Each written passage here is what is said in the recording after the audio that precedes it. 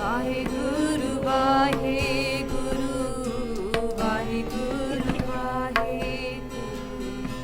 Vaheguru. Okay, so the third one, okay, and there's four of one style, three is quite long, there's 7 of them, but how it starts is basically you get Edi as, we're going to start off with Danka. So line like this across the top, as in most letters, come down, okay, and then just like curve like that, okay.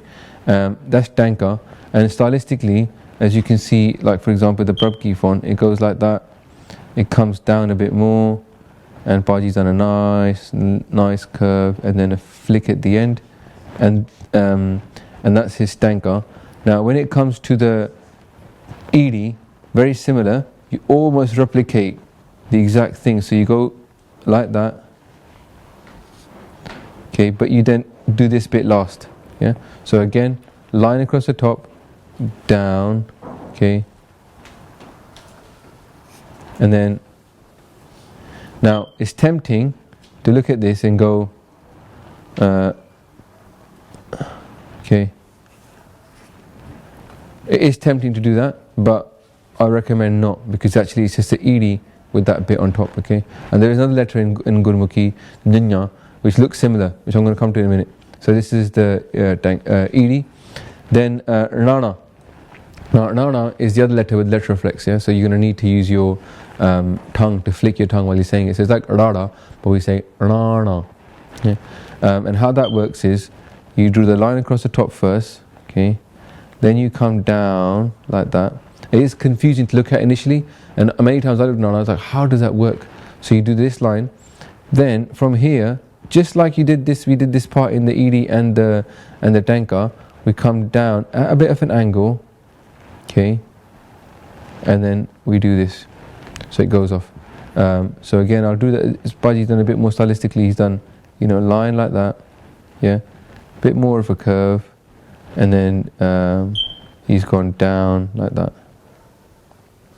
So it's got that shape inside it.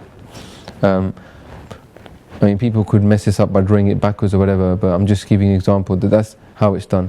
The fourth letter in this series then is Papa.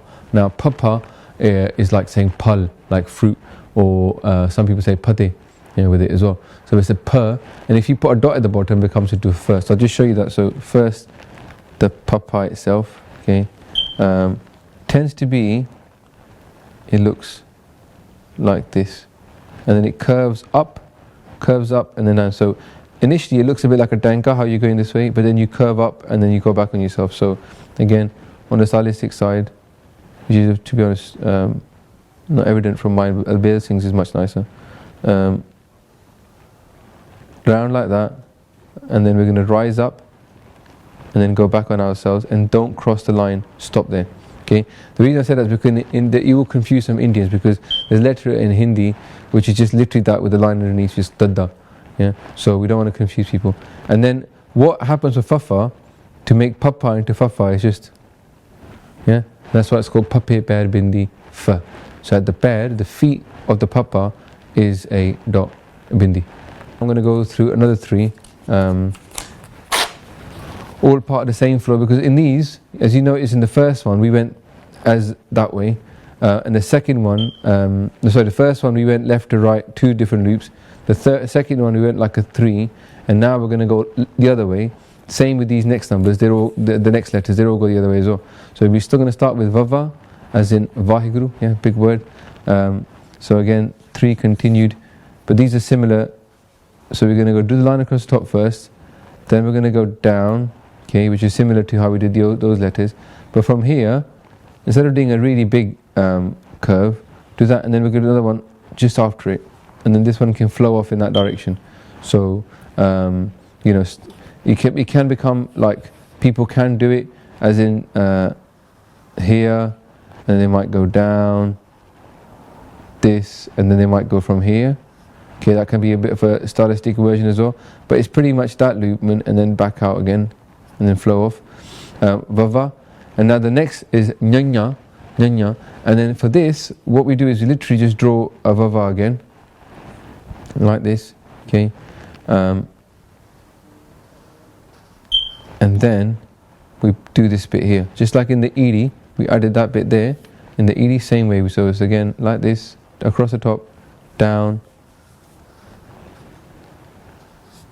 and then this bit here. There we go. Okay. So don't be tempted to do this and then like that. Don't be tempted to do that. It's tempting because it looks like that's how it is, but this is how it's actually drawn. Okay. And then the next one is cha-cha. Now with cha-cha, like chhatri, like a umbrella. Yeah. Use a lot in Punjabi. It does look a bit strange when you look at it like that. So if you were to look at it, if someone hadn't shown you how to draw it, you'd find it strange. So first line across the top, then you go down, just like those ones. Then we're going to curve around like this, okay? But here, crucially, we're going to carry on going and then loop around, like almost like we're doing an S in English, okay? But at this point, we're going to come back up on ourselves, join up here, keep going, and then come down. Right, so I'll draw that again. Line across the top, okay? Down as if we're going to write the tenkas and stuff. Go this way, that way, and then it just comes up and then goes back down again. See? And that it's very easy flowing. The kids like this one because it's like a snake. Yeah? Cha-cha. Alright. So that's group 3.